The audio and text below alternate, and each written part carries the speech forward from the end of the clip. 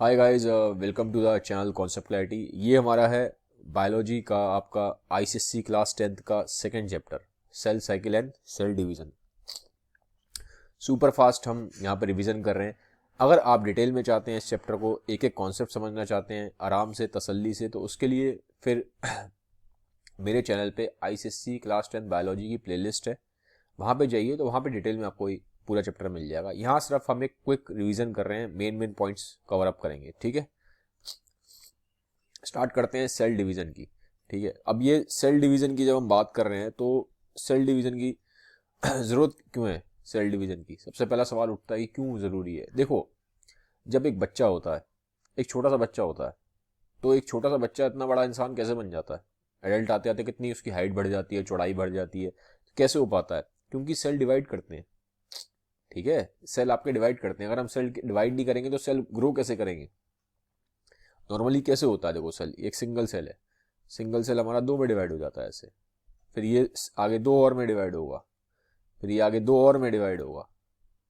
ठीक है, तो ऐसे करते ही करते बहुत सारे सेल बनते हैं। आपकी लाइफ भी कहाँ से स्टार्ट होती है?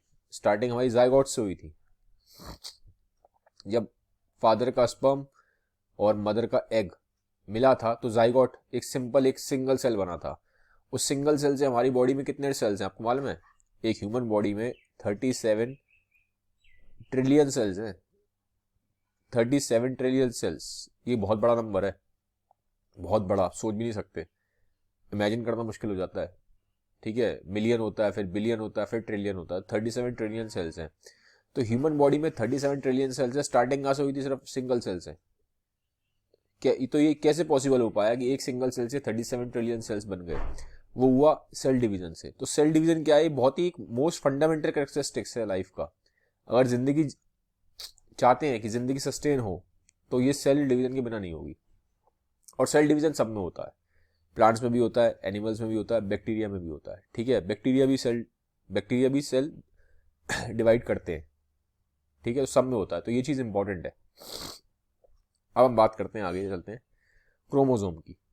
देखो, जब सेल डिवाइड होता है, जब सेल डिवाइड होता है तो इसमें काफ़ी बहुत बड़ा रोल सेल के डिवीजन में, जो सेल डिवाइड हो रहा है, हमें ये देखना है कि जो सेल डिवाइड हो exactly same to same division हो, चेंजेस ना हो उसमें। देखो, अभी देखो, पहले सेल डिवीजन दो तरह के होते हैं, थोड़ा सा एक आइडिया देता हूँ आपको। सेल डिवीजन दो तरह के होते हैं, एक होता है माइटोसिस, एक होता है मियोसिस। ठीक है, एक माइटोसिस है, एक मियोसिस है। तो इसमें जो सेल डिवीजन होता है ऐसे होता है, एक ये दो बन जाते हैं। ठीक है, ये आपका पेरेंट सेल है, इसको पेरेंट सेल बोलते हैं। इन्हें बोलते हैं डॉटर सेल, D1 D2। तो ये पेरेंट सेल है, ये दो डॉटर सेल हैं। तो ये जो डॉटर सेल होते हैं एग्जैक्टली सेम होते हैं पेरेंट सेल के। तो ये क्यों सेम हो पाते हैं? क्रोमोसोम्स की वजह से ही होता है, क्योंकि एग्जैक्ट क्रोमोसोम कॉपी होता है, बिल्कुल सेम कॉपी होता है। लेकिन जो मियोसिस है, इसमें एक्चुअल में एक पेरेंट सेल के चार डॉटर सेल बनते हैं। एक पेरेंट सेल के चार डॉटर सेल बनेंगे, लेकिन यहां पे थोड़ा सा चेंजेस आते हैं। ये सारे डॉटर सेल सेम नहीं है। वो चेंजेस क्यों आते हैं, कैसे होते हैं, ये सब आगे जाके देखेंगे। लेकिन ये जो डिवीजन हो रहा है, तो इस डिवीजन में एक बहुत बड़ा रोल क्रोमोसोम का है। अब क्रोमोसोम है क्या? पहला तो ये समझ में आ गया, क्रोमोसोम इंपॉर्टेंट है। ठीक है, क्रोमोसोम क्या होता है?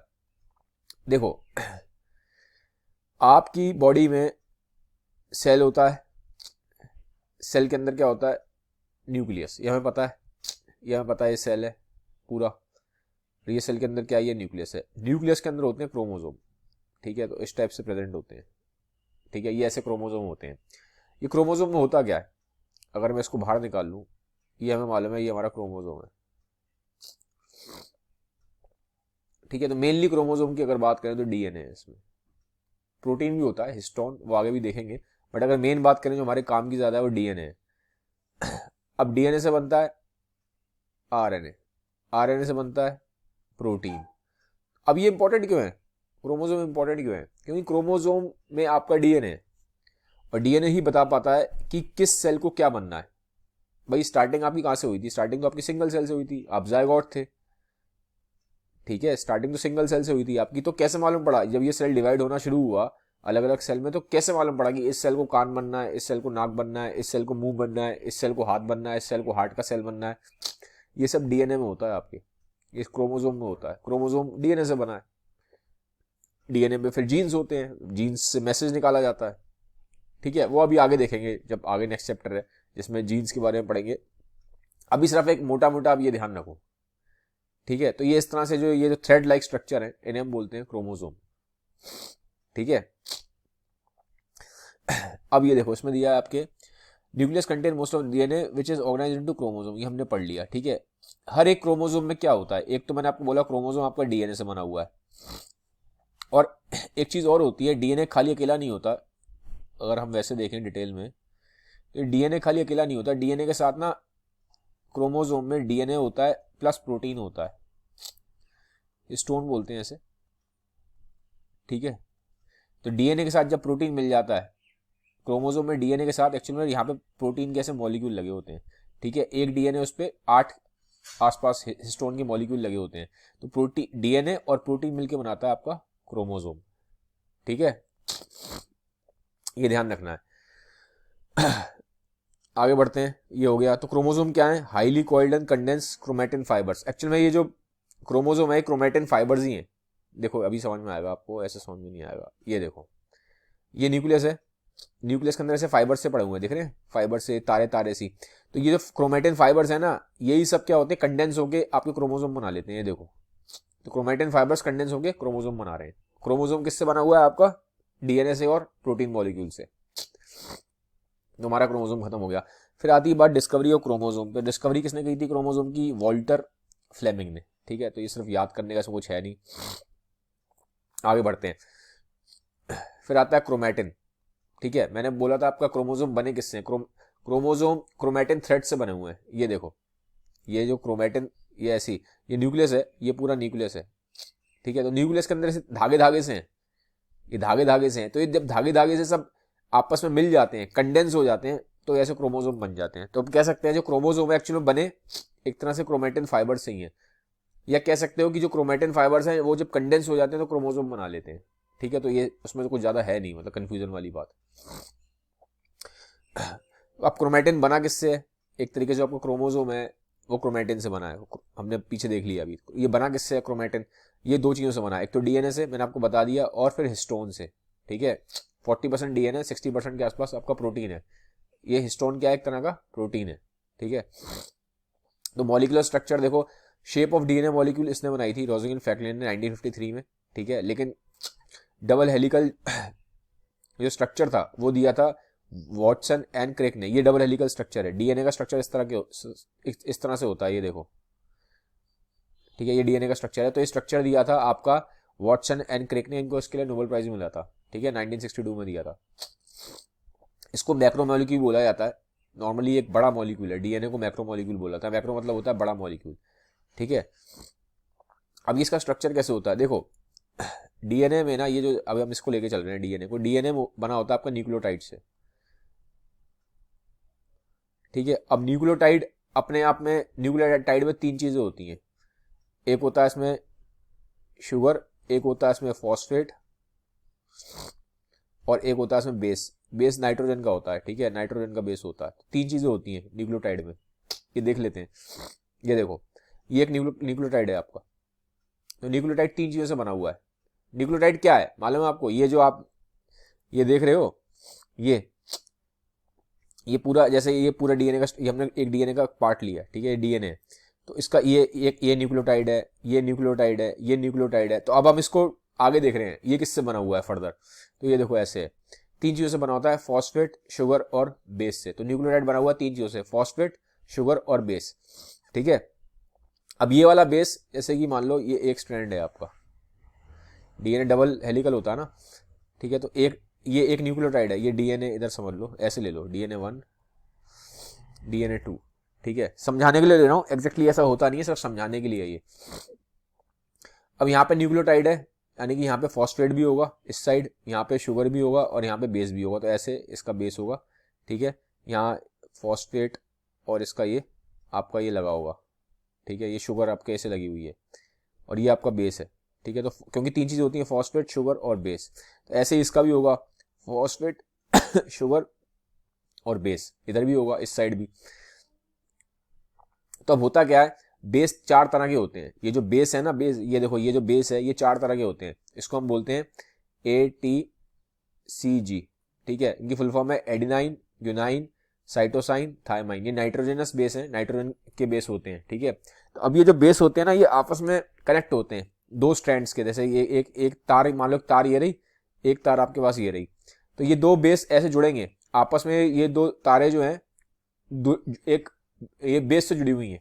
तो इधर का बेस, इस वाली, मतलब इस वाली तार का बेस, और एक इस वाली तार का बेस, ये आपस में जुड़ जाएंगे, ठीक है। ऐसे समझ लो, ये एक बेस ये रहा इस साइड का, और एक ये रहा बेस इस साइड का। B1 B2 नाम दे दिया है मैंने, ठीक है। और ये आपस में जुड़े होते हैं हाइड्रोजन बॉन्ड से। बीच में इनके क्या होता है, हाइड्रोजन का बॉन्ड होता है, ठीक है। ये हाइड्रोजन के बॉन्ड से, हाइड्रोजन बॉन्ड से जुड़े होते हैं। और हमेशा एक बात ध्यान रखना, बेस कौन से होते हैं, ATCG, ये 4 बेस होते हैं। A हमेशा T से जुड़ता है, और जो C होगा वो हमेशा G से जुड़ेगा, ठीक है। फिर ये हाइड्रोजन बॉन्ड से बीच में जुड़े हुए हैं। A हमेशा T से जुड़ता है, A हमेशा T से जुड़ता है, C हमेशा G से जुड़ता है। ये देखो, ATCG, AT ऐसे CG ऐसे चलता है पूरा, ठीक है। तो A हमेशा T से जुड़ता है, और B और C हमेशा G से जुड़ता है। ये आपको ध्यान रखना है। फुल फॉर्म इनकी ये रही, एडेनाइन, यूनाइन, साइटोसिन, थायमाइन। ये हो गया न्यूक्लियोटाइड का पूरा कहानी। अब 2 चीज़ों से बना हुआ है हमारा क्रोमोसोम, जो क्रोमैटिन है। एक तो हमने पढ़ लिया DNA से बना है 40%, और फिर एक हिस्टोन है, हिस्टोन यानी कि प्रोटीन है, ठीक है। तो अब एक DNA जो होता है, ठीक है, देखो, एक DNA स्ट्रैंड के ऊपर 8 हिस्टोन के प्रोटीन होते हैं ऐसे। ये अभी पिक्चर दिखाता हूँ आपको, ये देखो, ये देखो, ये है, ये DNA का स्ट्रैंड है। तो इस पे 8 गोले गोले से दिख रहे हैं, ये प्रोटीन है। ये दिखाई दे रहे हैं आपको, 1 2 3 4 नापोगे 8 है। तो मतलब एक ऐसे DNA का वो है, उस पर 8 ऐसे ऐसे गोले गोले से बने हुए हैं, ठीक है। तो ये जो गोले गोले से लगे हुए हैं, यही हिस्टोन के प्रोटीन है। देखो स्टार्टिंग देखो, ये क्रोमोसोम है, क्रोमैटिड्स, ठीक है। फिर ये पूरा बना के क्रोमोसोम बना, क्रोमोसोम को मैंने खोला तो क्या निकला, ये DNA के स्ट्रैंड निकले। तो DNA को और खोल रहा हूँ तो देखो, DNA के स्ट्रैंड पे हिस्टोन के प्रोटीन है। तो इस तरह से पूरा स्ट्रक्चर होता है। आइडिया लग गया।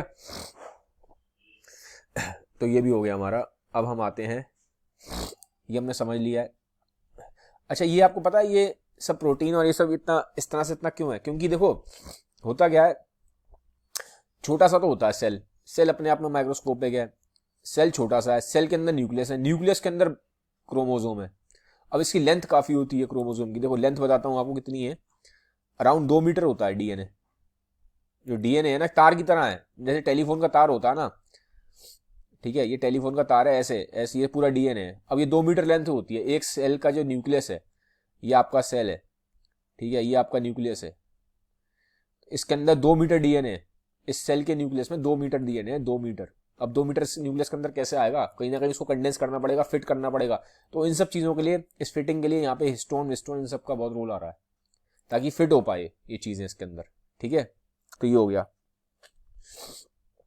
ये ध्यान रखना। इसकी लेंथ DNA की 2 मीटर होती है, तो काफी लंबा होता है, इजीली फिक्स नहीं हो पाएगा न्यूक्लियस के अंदर जब तक उसे कंडेंस ना करें। फिर हम आते हैं स्ट्रक्चर ऑफ क्रोमोसोम पे। देखो स्ट्रक्चर ऑफ क्रोमोसोम में कुछ नहीं है, ये ऐसे जो ये इस तरह का स्ट्रक्चर होता है। और ये जो 2 हैं इन्हें बोलते हैं क्रोमैटिड्स। ये क्या है, ये क्रोमैटिड्स है, सिस्टर क्रोमैटिड बोला जाता है आपस में एक दूसरे को। ये क्रोमैटिड है। और ये जुड़े कैसे होते हैं, जैसे ये आपकी क्रोमैटिड है, ये एक क्रोमैटिड हो गई, एक दूसरी क्रोमैटिड हो गई, ये यहाँ जुड़े होते हैं सेंटोमेयर पे, ठीक है। ये पॉइंट ऑफ अटैचमेंट ऐसे बोलते हैं सेंटोमेयर।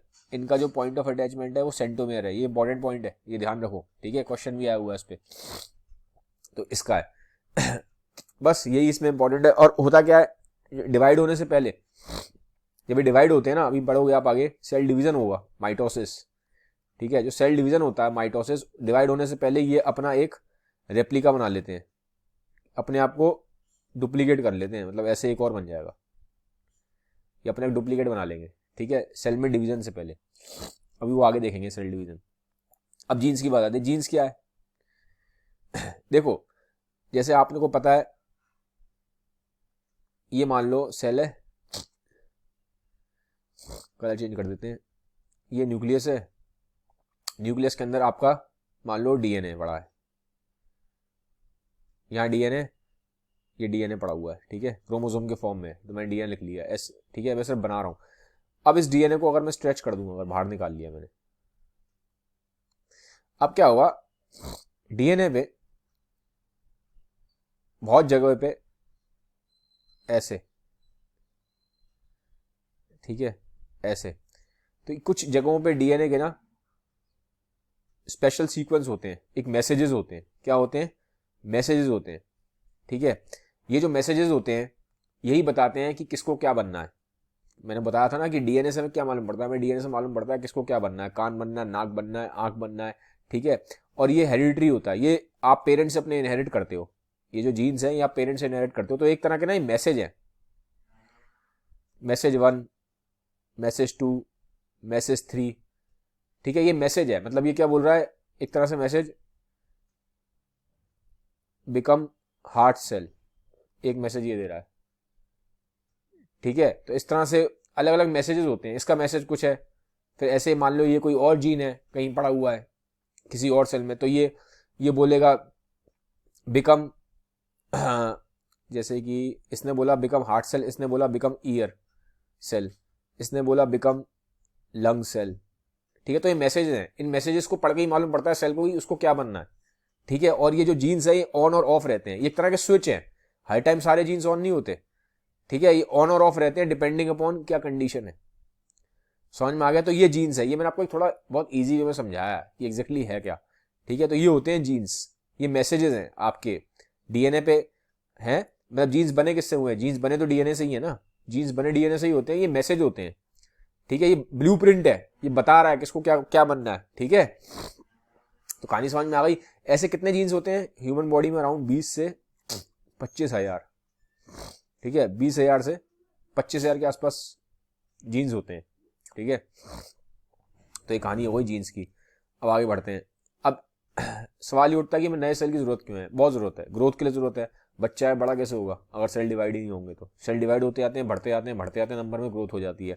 रिप्लेसमेंट के लिए जरूरी है, मतलब आपका कहीं एक्सीडेंट हो जाए, चोट लग जाए, कट लग जाए, तो वहां पे फिर रिपेयर भी तो जरूरी है ना, ठीक है। तो रिपेयर के लिए बहुत जरूरी है। अच्छा, रिप्लेसमेंट में ये भी है कि जैसे कि आपकी बॉडी में हर टाइम सेल बनते हैं और मरते रहते हैं। अच्छा, एक चीज़ और देख लो, ये भी मैंने बताना भूल गया हूँ आपको, इसको देखो, हमारी बॉडी में एक चीज़ चलती रहती है, सेल आपके एक तो ग्रो करते हैं, सेल आपके डाई करते हैं, नए नए सेल डिवाइड भी होते हैं, ग्रो भी होते हैं। एक तरफ चलता है सेल का डिवीजन, सेल का डिवीजन होता है, सेल ग्रो करते हैं और सेल मरते भी हैं। जब जनरली हम यंग होते हैं तो हमारा ये वाला जो हिस्सा है ये ज़्यादा स्ट्रांग होता है, और कंपैरेटिवली जो सेल की जो डेथ होती है वो कंपैरेटिवली कम होती है। लेकिन जैसे जैसे आपकी ओल्ड होते जाओगे, मान लो आपकी एज हो रही है, ठीक है, मान लो जब आप बूढ़े हो गए, तो ये वाला जो पोर्शन है ग्रोथ और डिवीजन वाला कम हो जाएगा और ये वाला ज़्यादा डोमिनेंट हो जाएगा, ठीक है। तो ये कंटिन्यूस प्रोसेस चलता रहता है, ठीक है। तो जैसे मान लो यंग हो, जैसे बॉडी में बताऊँ आरबीसी होते हैं, रेड ब्लड सेल्स होते हैं हमारी बॉडी में, ठीक है। तो रेड ब्लड सेल्स को हर सेकंड, जैसे आपकी बुक में दिया है, हर सेकंड बॉडी में 20 मिलियन रेड सेल डिस्ट्रॉय हो रहे हैं, 2 मिलियन, सॉरी 2 मिलियन मतलब हो गया 20 लाख, हर second 20 lakh red blood cell हमारी बॉडी में डिस्ट्रॉय हो रहे हैं। तो अब जब डिस्ट्रॉय हो रहे हैं तो उनको रिप्लेसमेंट के लिए भी कुछ चाहिए, खत्म हो रहे हैं, ठीक है।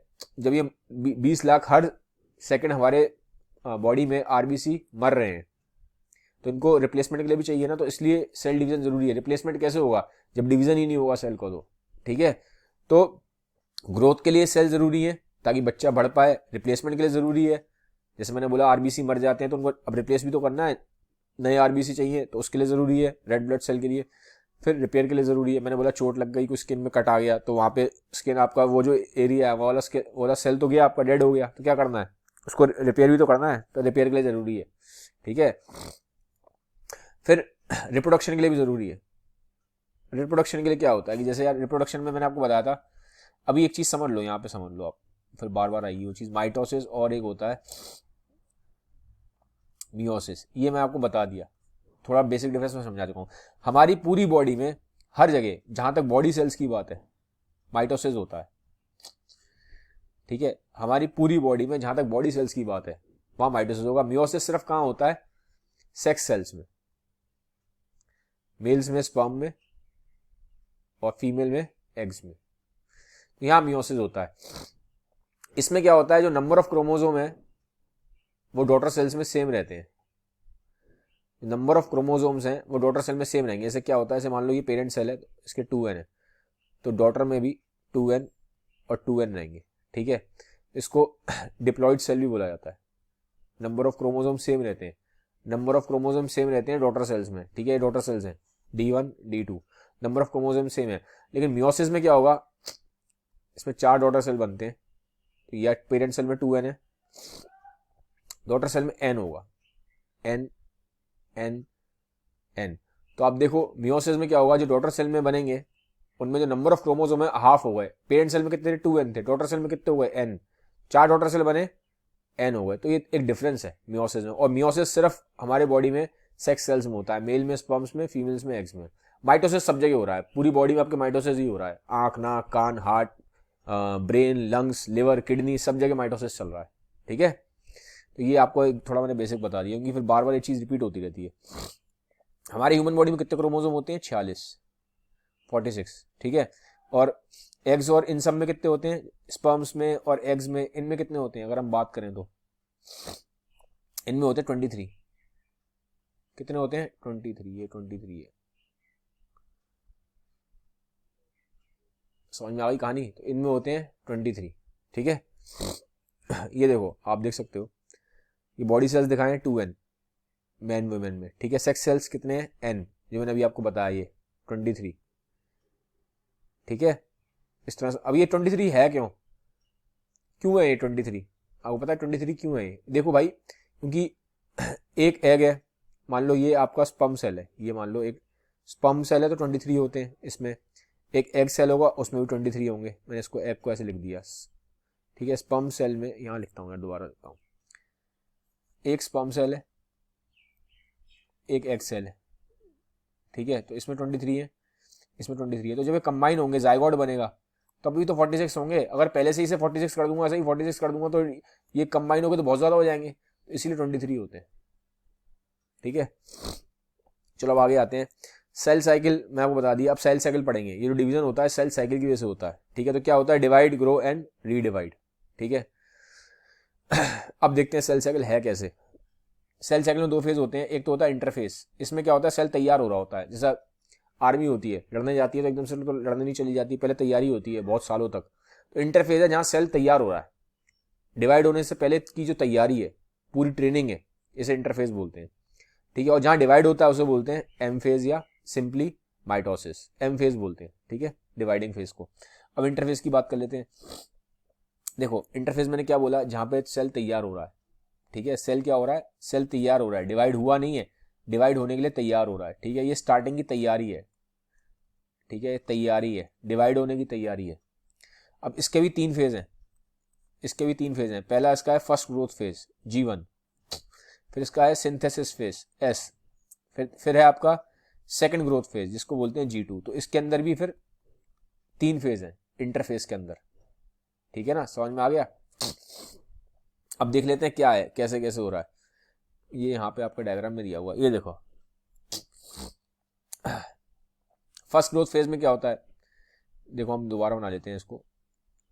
इंटरफेज में हमने देखा 3 फेज होते हैं, अभी आपको इजीली समझ में आ जाएगा। ये तैयारी है, अभी सेल डिवाइड नहीं हो रहा, सिर्फ तैयार हो रहा है डिवाइड होने के लिए। तो पहला आपका है इसमें फर्स्ट ग्रोथ फेज G1, फिर आपका सिंथेसिस फेज, फिर है सेकंड ग्रोथ फेज। अब इसमें क्या हो रहा है, आरएनए और प्रोटीन बन रहे हैं, आरएनए और प्रोटीन बन रहे हैं, ठीक है। आरएनए प्रोटीन बन रहे हैं, माइटोकॉन्ड्रिया डिवाइड हो रहा है और क्लोरोप्लास्ट डिवाइड हो रहे हैं, ठीक है। माइटोकॉन्ड्रिया और क्लोरोप्लास्ट डिवाइड हो रहे हैं, ये इसमें हो रहा है। आरएनए प्रोटीन वगैरह ये सब क्यों हो रहा है, ये क्यों इंपॉर्टेंट है, आरएनए प्रोटीन वगैरह क्यों ये सब आ रहा है। देखो देखो, जो मेन डिवीजन चाहिए होता है ना हमें सेल डिवाइड करने के लिए, हमें जो मेन डिवीजन चाहिए होता है वो चाहिए होता है क्रोमोसोम का, ठीक है। हम चाहते हैं कि जो न्यूक्लियस है वो ठीक से डिवाइड हो जाए, जब न्यूक्लियस ठीक से डिवाइड होगा तो जेनेटिक मटेरियल ठीक से डिवाइड होगा। जब जेनेटिक मटेरियल ठीक से डिवाइड होगा तो सही मैसेजेस पहुंचेंगे कि जेनेटिक मटेरियल क्या है, जो मैसेज देता है बॉडी बननी कैसे है, किसको क्या बनना है, तो तभी बन पाएगा जब आपका न्यूक्लियस क्या है, ब्रेन ठीक, आपका ब्रेन है। तो हम चाहते हैं कि जो न्यूक्लियस है, जो ब्रेन है, वो सही से डिवाइड हो, क्योंकि उसके अंदर जेनेटिक मटेरियल पड़ा है, वो बहुत प्रेशियस है, सोने जैसा है वो, ठीक है। तो अब जो अगर हम चाहते हैं कि ठीक से डिवीजन हो, ठीक है। तो ये देखो न्यूक्लियस के अंदर 3 चीजें इंपॉर्टेंट है, ठीक है। न्यूक्लियस के अंदर तो डीएनए आपका इंपॉर्टेंट है, ठीक है। फिर आपका हिस्टोन्स होते हैं, ये सब जो होता है, प्रोटीन होता है, ठीक है। और फिर आपका आरएनए भी होता है, ठीक है। तो ये तीनों चीजें ना इंपॉर्टेंट होती हैं, आरएनए, डीएनए, प्रोटीन। अब ये इंपॉर्टेंट क्यों होती हैं? क्योंकि देखो डीएनए से बनता है आरएनए, आरएनए से बनता है प्रोटीन, प्रोटीन बताता है किसको क्या बनना है, किस सेल को क्या बनना है। डीएनए, आरएनए, प्रोटीन, ये सीक्वेंस चलता है। तो ये तीनों आप देखोगे डिवीजन की जब बात होगी ना, हर जगह तो डीएनए, आरएनए, प्रोटीन लगा ही होगा, तो इसलिए यहाँ आरएनए प्रोटीन मैंने लगाया यहाँ पे, ठीक है। तो ये हो गया जीवन फेज। फिर आ गया आपका सिंथेसिस फेज। यहाँ पे फिर क्या होगा, देखो मैंने कहा था ना, फिर आ गया डीएनए आ गया, तो यहाँ तो आरएनए, प्रोटीन है, फिर कहीं ना कहीं ये 3 घूमते रहेंगे। सेल डिवीजन में तीनों चीजों के नाम जरूर दिखाई देंगे आपको हमेशा, आरएनए, डीएनए, ये प्रोटीन, ये तीनों इंपॉर्टेंट है। ये 3 वर्ड घूमते रहेंगे कहीं ना कहीं, किसी ना किसी फेज में। तो यहाँ पे क्या आ गया, यहाँ फिर वही आ गया, डीएनए सिंथेसाइज होगा, क्रोमोसोम डुप्लीकेट हो जाएंगे। मैंने बोला था ना जब सेल डिवाइड होता है तो क्रोमोसोम क्या होते हैं, क्रोमोसोम डुप्लीकेट होते हैं, ठीक है। डुप्लीकेट होते हैं क्योंकि तभी तो ये सेम रहेंगे। ये 2n है, यहाँ भी 2n जाने और यहाँ भी 2n जाने। ह्यूमंस में क्या होता है, ठीक है, ह्यूमंस में 46 होता है नंबर। तो हम चाहते हैं यहाँ भी 46 आए, यहाँ भी 46 आए। तो कैसे होगा, जब तक ये मल्टीप्लाई नहीं होंगे, डबल नहीं होंगे, तब तक ये डिवाइड नहीं हो पाएंगे 46 में, ठीक है। तो इसीलिए क्या होता है, क्रोमोसोम डुप्लीकेट होता है, वो इस फेज में हो रहा है, ठीक है। फिर आ गया यहाँ पे, फिर वही आ गया, मैंने कहा था ना आरएनए घूमता रहेगा। फिर आरएनए प्रोटीन और ज्यादा आ गया यहाँ पे, फिर दोबारा वही आ गया आरएनए प्रोटीन। ये 3 के राउंड ही घूमती है कहानी, ठीक है। तो इस तरह से इंटरफेस आपका पूरा हो गया। अब इंटरफेस के बाद क्या होता है, फिर आपका आ जाता है ये वाला फेज, कैरियोकाइनेसिस और साइटोकाइनेसिस। कैरियोकाइनेसिस का मतलब होता है इंटरफेस कंप्लीट हो गया आपका इंटरफेस मान लो यहाँ कंप्लीट हो गया, ये 3 थे, यहाँ इंटरफेस कंप्लीट हो गया। अब जब इंटरफेस कंप्लीट हो गया तो सेल ऐसी स्टेज में पहुंच जाएगा जहां वो डिवाइड होना स्टार्ट हो जाएगा। तो जब डिवीजन होगा तो पहले क्या होता है, न्यूक्लियस डिवाइड होता है, पहले न्यूक्लियस डिवाइड होता है, फिर साइटोप्लाज्म डिवाइड होता है। ऐसे कहानी चलती है, पहले इंटरफेस होगा, सेल तैयार हो रहा है डिवाइड होने के लिए, अभी हुआ नहीं है डिवाइड, फिर न्यूक्लियस डिवाइड हो जाएगा, फिर साइटोप्लाज्म डिवाइड होगा, ऐसे कहानी चलती है, ठीक है। तो जो न्यूक्लियस डिवाइड होता है इसे बोलते हैं कैरियोकाइनेसिस। क्या बोलते हैं, कैरियोकाइनेसिस, क्योंकि जो कैरियो वर्ड है, कैरियो वर्ड का मीनिंग ही होता है न्यूक्लियस, ठीक है। और जो साइटोप्लाज्म डिवाइड होगा तो उसको बोलेंगे साइटोकाइनेसिस। अब आपको ये तो पता ही है न्यूक्लियस और साइटोप्लाज्म क्या है, नहीं पता तो पुराना वीडियो देखो पहले सेल वाला, ठीक है, ये तो बार बार नहीं बता सकता मैं। फिर आ गया फॉर्मेशन ऑफ न्यू डीएनए। मैंने बोला था ना क्रोमोसोम डुप्लीकेट होता है, ठीक है ना, मतलब एक्चुअली आपका डीएनए जो होता है वो रेप्लीकेट होता है। देखो ऐसे होता है, ये डीएनए स्ट्रैंड था, ये डुप्लीकेट हो गया क्योंकि 46 है ना, डिवाइड कितने में होना है, 46 और 46 में। तो ये कब डिवाइड हो पाएगा, जब ये मल्टीप्लाई होगा 2 से, डबल होगा तभी तो डिवाइड होगा इक्वल। तो ये देखो ये क्या हो गया, ये डिवाइड हो गया 2 में, एक इधर गया और एक इधर गया, और फिर ये फाइनली अलग अलग हो गए, ठीक है, 2 हो गए, डुप्लीकेशन हो गया, ठीक है। तो इस तरह से होता है। अब फिर सवाल आता है क्या सेल साइकिल हमेशा चलती रहेगी, ये जो चल रही है, नहीं ऐसा नहीं होता, ठीक है। कई जगहों पे परमानेंटली स्टॉप हो जाती है, कई जगह पे टेम्परेरी स्टॉप हो जाती है सेल साइकिल, कई जगह सब तब तक चलती है जब तक जरूरी है, ठीक है। अब देख लेते हैं, जैसे कि अब एग्जांपल दिए हैं, बड़े अच्छे एग्जांपल हैं। ब्रेन सेल और नर्व सेल एक बार बन गए ना तो बन गए, दोबारा अगर आपका ब्रेन सेल अगर एक बार, ब्रेन के सेल इसलिए बहुत क्रूशल होती है, इसलिए हेलमेट पहन के चलाया करो बाइक वाइक, क्योंकि ब्रेन के सेल एक बार गए ना, डेड हो गए, या नर्व सेल आपके एक बार गए तो गए, दोबारा उसको हम दोबारा जिंदा नहीं कर सकते, ठीक है, उन्हें क्योंकि नए रिप्लेस नहीं होते, वो एक बार बन गए तो बन गए। लिवर सेल का क्या है, तो फिर भी हर 1 से 2 साल बाद रिप्लेस हो जाते हैं। सरफेस स्किन सेल ये तो कंटिन्यूसली रिप्लेस होते ही रहते हैं, ठीक है। फिर आता है आपका प्लांट्स का दिया है इन्होंने, प्लांट्स में जो डिवीजन होता है लीव्स, बर्ड्स और फ्लावर्स के इधर होता है, ठीक है। उसके बाद दिया है स्पेशलाइज जर्मिनल सेल्स, ठीक है, ये मैंने आपको बता ही दिया है, ये आपका वो वाला है जो सेक्स सेल्स हैं, ठीक है, ओवरी और टेस्टिस वाला। ओवरीज और टेस्टिस में प्रोड्यूस होता है, ओवरीज में एग्स होते हैं, टेस्टिस में स्पर्म्स होते हैं, ठीक है। और ये ऐसा नहीं है कि ये सेल साइकिल चलती रही कभी खत्म ही नहीं होगी, सेल साइकिल खत्म होना जरूरी है, अदरवाइज क्या होगा, ऐसे सेल्स की अनकंट्रोल्ड ग्रोथ होती जाएगी, सेल्स बढ़ते ही जाएंगे, बढ़ते ही जाएंगे, बढ़ते ही जाएंगे, ठीक है, डिवाइड होते जाएंगे, बढ़ते जाएंगे, भाई डिवाइड होते हैं, बनते जाएंगे, बनते जाएंगे, बनते जाएंगे, अगर मरेंगे नहीं, ऐसी अनकंट्रोल डिवाइड होते ही जाएंगे, डिवाइड होते जाएंगे तो प्रॉब्लम हो जाएगी, फिर क्या हो जाएगा, कैंसर हो जाएगा। तो इसीलिए सेल साइकिल जो होती है उस पर कंट्रोल लगना जरूरी है, ठीक है। ये मैंने आपको बता दिया कि जब हम बच्चे होते हैं तो हमारा सेल ग्रोथ ज़्यादा होती है, डेथ कम होती है सेल की। जब हम बूढ़े होते हैं तो सेल मरते ज़्यादा है और ग्रोथ कम होती है, ठीक है। तो वही है, सेल डिवीजन दो तरह के होते हैं, ये अभी मैं आपको बता चुका हूँ सारा, माइटोसिस और इसका। माइटोसिस क्या होता है ये मैंने बता दिया, same number of chromosome copy होते हैं, 46 है तो 46 ही जाएंगे, 2n है तो 2n ही जाएंगे, ठीक है। ये हमारी पूरी बॉडी में सब जगह माइटोसिस होता है except for sex cells, gametes. अब आ गया ये जो मैंने आपको बताया था, इंटरफेस खत्म हो गया। इंटरफेस के बाद क्या होगा, कार्योकाइनेसिस, यानी कि डिवीजन ऑफ न्यूक्लियस। अब जो डिवीजन ऑफ न्यूक्लियस है ये अपने आप में 4 फेजेस में, ठीक है, 4 फेज हैं इसके, 4 फेजेस में होता है। जैसे कि अभी हमने क्या पढ़ा था पीछे कि जो इंटरफेस था वो 3 इंटरफेस अपने आप में जो तैयारी हो रही थी, इंटरफेस जो था, जो तैयारी थी सेल के डिवाइड होने की, ये कितने फेज में थी, ये 3 फेज में थी। पढ़ाना G1 S और G2, ठीक है, ये पढ़ के आ गए। अब देखो, अब हमने बोला कि अब न्यूक्लियस डिवाइड होगा। न्यूक्लियस डिवाइड को क्या बोलते हैं, कैरियोकाइनेसिस। अब ये अपने आप में 4 फेज में है, ठीक है, ये भी 4 फेज में होता है। तो इसके 4 फेज हैं, प्रोफेज, और ये एनाफेज, मेटाफेज, टेलोफेज, ठीक है, ये फेज लगा लेना। ये सब, ये चारों जो नाम है ये दिए हुए हैं, ठीक है। तो 4 फेज में होता है न्यूक्लियस डिवाइड। अब देखेंगे कैसे कैसे क्या क्या होता है। ये देखो, ये इंटरफेस था, स्टार्टिंग हो गई, पहले तैयार हुआ। इंटरफेस में क्या हो रहा है, ये तैयार हो रहा है सेल डिवाइड होने के लिए। अब हम आ गए प्रोफेज में, ठीक है। प्रोफेज क्या है, न्यूक्लियस डिवाइड होने का पहला फेज है। अब इसमें क्या हो रहा है, प्रोफेज में ये देखो, ये जो आपके ये हैं, देखो सेंट्रो में ऊपर होता है पहले सेंट्रोजोम, सेंट्रोजोम डिवाइड हो जाता है सेंट्रियोल्स में, ठीक है। फिर ये सेंट्रियोल्स ऐसे अलग अलग हो जाते हैं, और ये अलग अलग होंगे। वो सेंट्रोजोम डिवाइड हुआ सेंट्रियोल्स में। सेंट्रियोल्स फिर क्या करते हैं, ये ऐसे मकड़ी के जाले से होते हैं, स्पिंडल फाइबर्स बोलते हैं। मकड़ी के जाले दिख रहे हैं, मकड़ी के जाले से ऐसे हो जाते हैं। तो ये मकड़ी के जाले क्या करेंगे, फिर ये जो इस तरह से ना मकड़ी के जाले पे ये सारे अटैच हो जाते हैं, ठीक है, क्रोमोसोम, वो फिर मेटाफेज में होते हैं। तो ये खत्म हो गया प्रोफेज, ठीक है। इस तरह से सब हो गया, अलाइनमेंट हो गई, ये डिवाइड हो गया, इधर की तरफ आ गया, स्पिंडल फाइबर्स बना लिए, ये सारा कहानी यहाँ पे हो गई, ठीक है। न्यूक्लियर मेम्ब्रेन और न्यूक्लियस डिसअपियर हो जाता है। न्यूक्लियर की जो न्यूक्लियस के अराउंड मेम्ब्रेन होती है और न्यूक्लियस होता है, वो सब इन सब चीज़ों में डिसअपियर हो जाता है। मेटाफेज में क्या होगा, जो क्रोमोसोम्स हैं ये अटैच हो जाएंगे इस मकड़ी के जाले से, जो मकड़ी का जाला बना ना स्पिंडल फाइबर्स, इस पे इसके साथ क्रोमोसोम अटैच हो जाएंगे और सब बीच में आ जाते हैं। पहले तो साइड में इधर उधर थे, अब ये बीच में आ जाएंगे बिल्कुल लाइन पे, ठीक है। प्लेनेट इक्वेटर मतलब ये बिल्कुल बीच में आ गए। अब होगा एनाफेज, ठीक है। एनाफेज में क्या होगा, जो सेंट्रोमेयर है, ठीक है, ये तो आपका डिवाइड हो ही गया, ठीक है। जो एक्चुअल में ये है ना, जो सेंट्रोमेयर, जो आपका सिस्टर क्रोमैटिड कैसे थी अटैच, देखो ये पढ़ा था, पीछे ही पढ़ा के आया हूं। जो सिस्टर क्रोमैटिड है वो कहाँ अटैच होती है, सेंट्रोमेयर पे। जो ये होता है क्रोमोसोम होता है, ये क्या है, ये क्रोमैटिड्स हैं,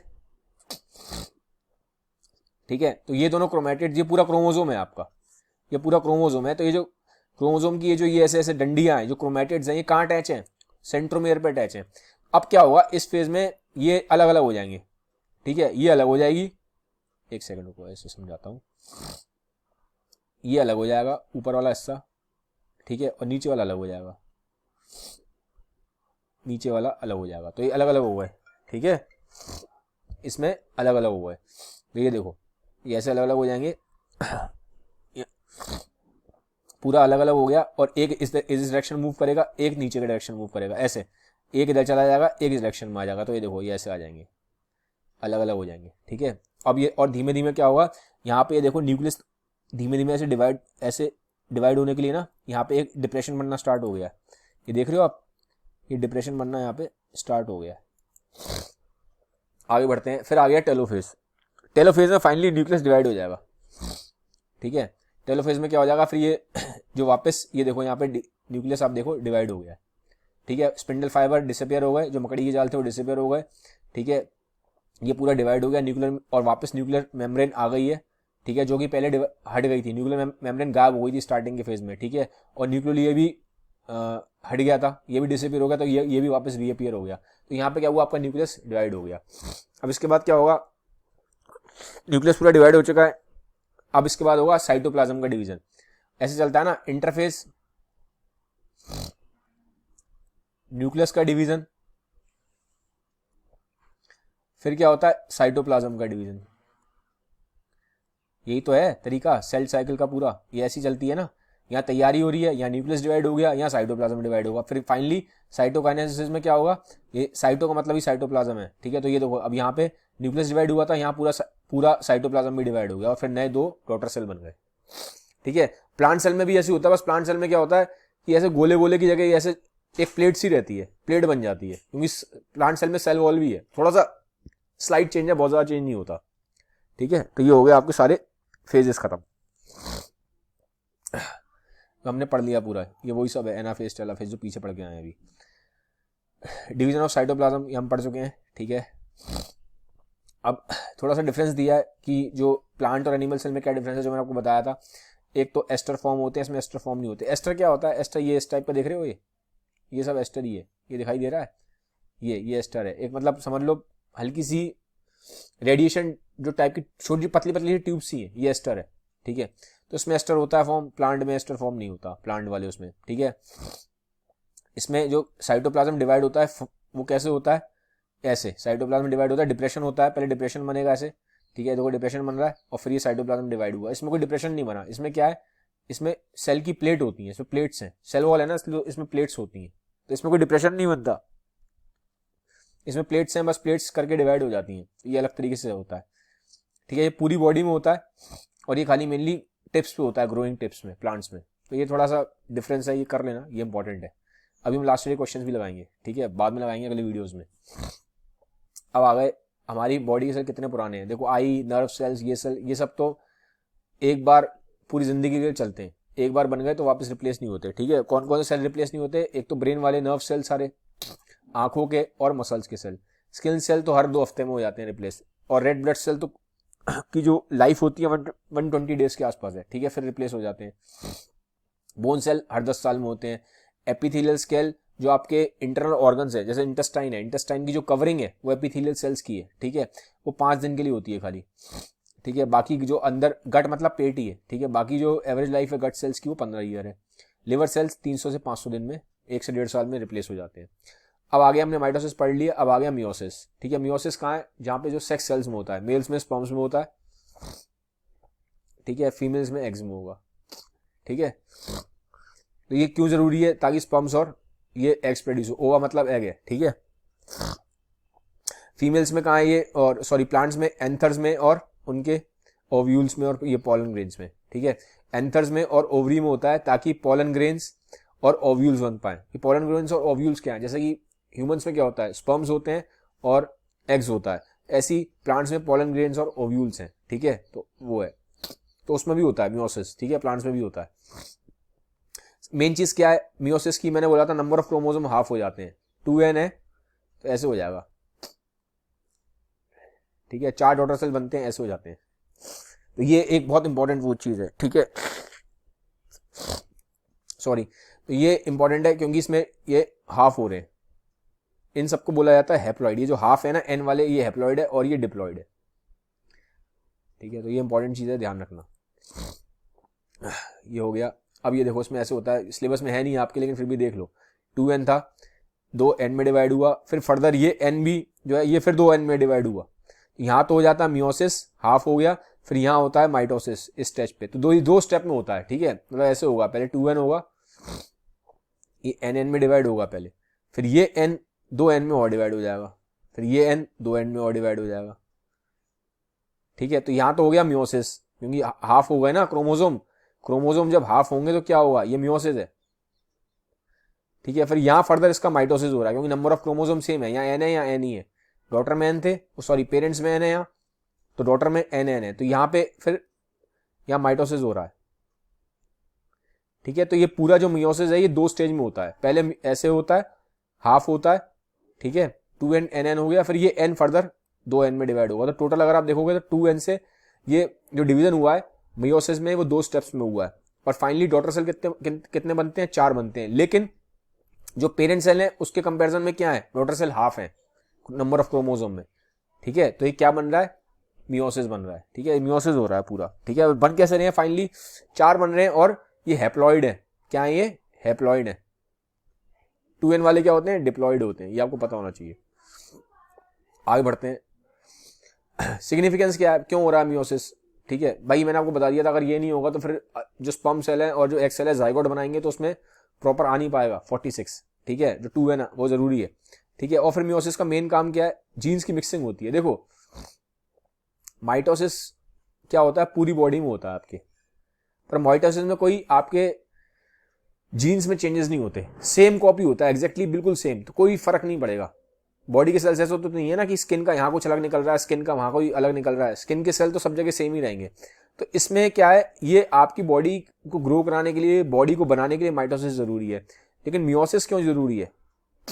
मियोसिस से आप यूनिक बनते हो, आप अपने एग्जैक्टली पेरेंट्स जैसे तो नहीं हो ना, आपके पेरेंट्स में और आप में थोड़ा तो डिफरेंस है ना। आपका जो भाई है बहन है उसमें भी आप में डिफरेंस है, अगर आप 2 भाई हो ना तो भी आपको डिफरेंस दिखाई देगा, 2 भाइयों में।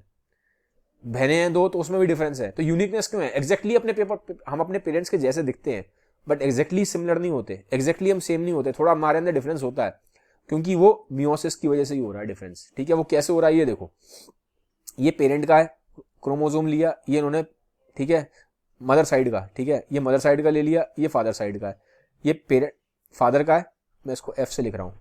ठीक है, ये आपके फादर साइड का है, ये आपकी मदर साइड का है। ठीक है, ये मदर साइड से आया, ये फादर साइड से आया। अब क्या होता है, माइटोसिस में तो सेम कॉपी होता है, कोई फर्क नहीं आता, लेकिन मियोसिस में थोड़ा सा चेंजेस आते हैं। देखो कैसे चेंजेस आए, ये देखो यहाँ पे चेंज हो गया, थोड़ा सा इंटरलैपिंग हो गई, इसे बोलते हैं क्रॉसिंग ओवर। क्या बोलते हैं इसे? ये क्रॉसिंग ओवर है। क्रॉसिंग ओवर में क्या हो रहा है, यहाँ पे जीन्स आपके इंटरचेंज हो रहे हैं, जीन्स में थोड़ी मिक्सिंग हो रही है। तो जीन्स में मिक्सिंग होने की वजह से क्या होता है, जो इंडिविजुअल बनेगा वो यूनिक होगा, 100% वो एग्जैक्ट रेप्लिका नहीं होगा फादर और मदर का। ठीक है, तो ये चीज आपको ध्यान रखनी जरूरी है। तो ये मियोसिस का एक बहुत बड़ा बेनिफिट है। ठीक है, ये जो मैटरनल और पैटर्नल है साइड से जो आ रहे हैं उसमें मिक्सिंग हो जाती है, जिसकी वजह से यूनिकनेस आती है इंडिविजुअल में, वो 100% सेम नहीं है अपने फादर मदर जैसा। फिर हम आते हैं डिफरेंसेस क्या है माइटोसिस मियोसिस में, ये फाइनल है। ठीक है, ये तो बॉडी सेल्स में होते हैं, रिप्रोडक्टिव सेल्स में होते हैं, ये ग्रोथ और रिप्लेसमेंट के लिए होते हैं, ये गैमेट फॉर्मेशन के लिए होते हैं। गैमेट मतलब आपके सेक्स स्पर्म्स और आपके जो एग्स हैं, ठीक है, जो आपके सेक्स सेल्स हैं उनको गैमेट बोलते हैं। ठीक है, ये कब होगा, ये थ्रू आउट चलता रहता है, लेकिन ये सिर्फ तभी होगा जब आपकी रिप्रोडक्टिव एक्टिव एज है, तभी तक होगा, हमेशा नहीं होता रहेगा, पूरी जिंदगी नहीं चलता रहेगा। 2 डॉटर सेल होते हैं, 4 डॉटर सेल होते हैं, full set of chromosome copy होता है। 2n है तो 2n ही बनेगा आगे, ये बता दिया। इसमें हाफ हो जाते हैं, 2n से n निकलेंगे, 4 निकलेंगे। ठीक है, ऐसे निकलते हैं n n n n, 4 daughter cell बनेंगे n n n n करके। हैप्लॉइड होता है, ये डिप्लॉइड है, ये हैप्लॉइड है। ठीक है, इसमें सिंगल न्यूक्लियर डिवीजन है, इसमें 2 न्यूक्लियर डिवीजन है, क्योंकि 2 बार हुआ ना, ये देखो 2 बार न्यूक्लियस डिवाइड हो रहा है। ठीक है, तो इस तरह से इसमें सिंगल न्यूक्लियस डिवीजन था, इसमें डबल है।